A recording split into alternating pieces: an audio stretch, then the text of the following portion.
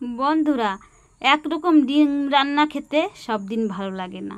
তা চলো আজকেরা কিন্তু একটু অন্যরকম করে রান্নাটা করব। দেখো, অন্যরকম রান্না করার জন্য আমি যা যা উপকরণ নিয়েছি তোমাদের আমি দেখাচ্ছি। এই যে দেখো, পেঁয়াজ কুচি, আর হলো নারকেল, তারপরে হলো কপি, মশলা নিয়েছি। এই যে গোটা গোটা গরম মশলা, জিরা, ধনে, আর হলো পানমৌরি। ঠিক আছে, এগুলি আমি নিয়েছি। আর নিয়েছি আমি ডিম সেদ্ধ করে অর্ধেক করে কেটে নিয়েছি। এখানে আছে টমেটো দুটো বড় সাইজের, আছে কাঁচা লঙ্কা।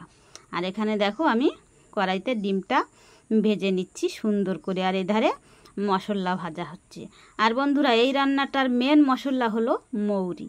তো এটাতেই কিন্তু স্বাদটা দারুণ হবে। এই যে দেখো, সব মশলাগুলি আমি ভেজে নেব বন্ধুরা, সুন্দর লাল লাল করে। এই যে দেখো, ভেজে আমি তুলে নিয়েছি একটা থালাতে। তোমরাও কিন্তু ঘরে করে খেয়ে দেখো, খুবই খেতে স্বাদের হয় এটা। আর এই যে ধারে আমি ডিমটা ভাজা হয়ে গেল, ডিমটা আমি নামিয়ে নিলাম।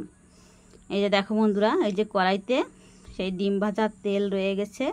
এর মধ্যে আমি দিয়ে দেব সেই কেটে রাখা ফুলকপি। ফুলগুলি কে এবার আমি সুন্দর করে লাল লাল করে ভেজে নেব। দেখো, কপিটা ভাজাও আমার হয়ে গেল অনেক তাড়াতাড়ি। তো আমি একটা প্লেটে তুলে নিচ্ছি। এই যে তুলে নিলাম, দেখো দেখতে কত সুন্দর। আর সেই তেলের ভিতরে আমি আবার দিয়ে দিলাম অর্ধেকটা পেঁয়াজ কুচি, আর অর্ধেকটা আমি রেখে দিলাম। ওর ভিতরে আমি দিয়ে দেবো কাঁচা লঙ্কা কুচি, অর্ধেকটা দেবো, আর টমেটো আমি সবই দিয়ে দেবো। তো এখন আমি এই মশলাগুলি ভালো করে ভেজে নেব। এই যে দেখো, ভাজা হয়ে গেছে। আমি নারকেলটা কুড়িয়ে নিয়েছি। একটা নারকেল আমার পুরো লাগে নাই, অল্প একটু নারকেল লেগেছে, এটা আমি কুড়িয়ে নিয়েছি। এবার আমি গ্রাইন্ডার করে নারকেল আর এই যে ভাজা মশলাটা বেটে নেব। সবগুলি দিয়ে বেটে নেওয়ার পর তারপরে দেখো বন্ধুরা, কি খেল তোমাদের আমি দেখাচ্ছি। আজকের রান্নাটা কিন্তু দারুণ হবে।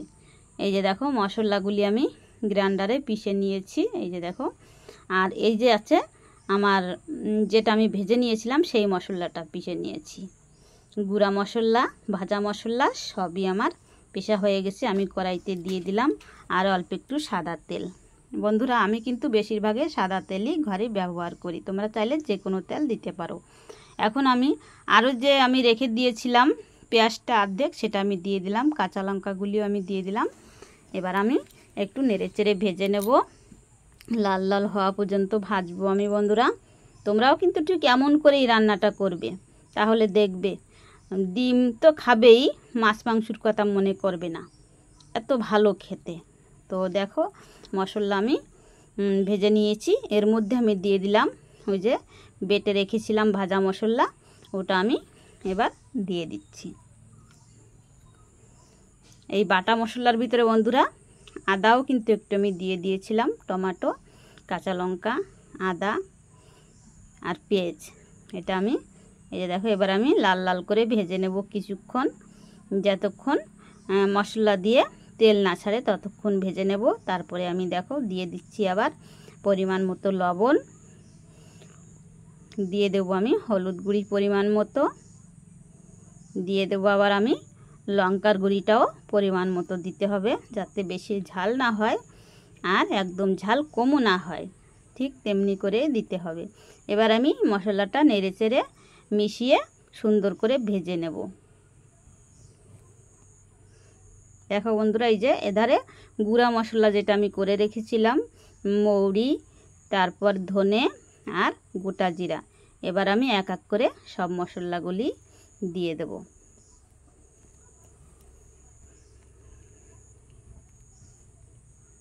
এই মশলা আবার দিয়ে ভালো করে মিশিয়ে নিতে হবে।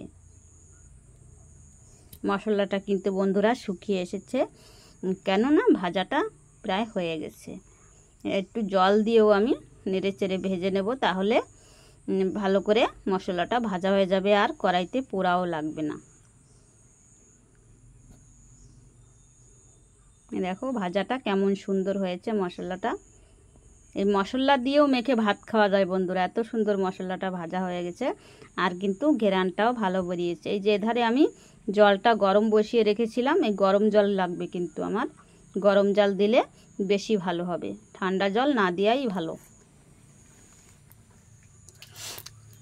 আমি জলের আঁচটা বন্ধ করে দিলাম। এবার আমি জল দিয়ে দেবো বন্ধুরা, পরিমাণ মতো আমার যেটুকু লাগবে। আর আমি তো সবজিগুলি সব ভেজে নিয়েছি, তো সেজন্য জলটা একটু কমই দেবো, বেশি জল আমার লাগবে না। আর জলটা আমি গরম করে নিয়েছিলাম। দেখো বন্ধুরা, জল দেওয়ার সাথেই কিন্তু ঝোলটা ফুটে উঠেছে।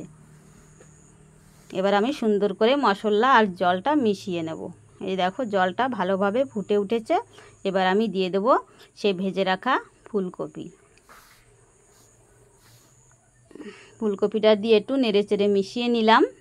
এবার আমি দিয়ে দেবো বন্ধুরা এক এক করে সবকটা ডিম আমি সাজিয়ে এই ঝোলের মধ্যে দিয়ে দেবো। দেখো বন্ধুরা, ডিমগুলি কত সুন্দর হয়েছে, আর যেটার কুসুম সেটাই রয়ে গেছে, বেরোয় নাই কিন্তু কুসুম। এই যে এক এক করে আমি দিয়ে দিচ্ছি ডিমগুলি সব সাজিয়ে। বেশি নাড়াচাড়া করা যাবে না, তাহলে ডিম থেকে কুসুমটা ছাড়িয়ে যাবে। এই যে আস্তে আস্তে একটু আমি নেড়ে চেড়ে দিচ্ছি যাতে ঝোলের সাথে ডিমগুলো মিশে যায়। এবার আমি ঢাকা দিয়ে রাখবো বন্ধুরা 5 মিনিট। তো 5 মিনিট পরে আমি ফিরে আসছি, আবার দেখাচ্ছি তোমাদের যে 5 মিনিটের ভিতরে আমার রান্নাটা কেমন হয়ে গেছে। এই যে দেখো ঢাকনাটা আমি তুলে দিচ্ছি। এই যে দেখো পুরাপুরি 5 মিনিটের ভিতর রান্নাটা কিন্তু বন্ধুরা আমার কমপ্লিট। ঠিক আছে, তা তোমরা কিন্তু বন্ধুরা ঘরে রান্না করে খেতে ভুলো না, ঠিক আছে। আর আমার রান্নাটা ভালো হলে তোমরা কিন্তু লাইক করবে, কমেন্ট করবে, শেয়ার করবে, ঠিক আছে। আর সাবস্ক্রাইব করতে কিন্তু বন্ধুরা ভুলবে না। দেখা হচ্ছে আবার এরকম নতুন নতুন ভিডিও নিয়ে। তোমরা ভালো থেকো, সুস্থ থেকো সবাই। তাই এবার আমি আসি, খেতে দিয়ে দিই। আবার দেখা হচ্ছে পরবর্তী ভিডিওতে।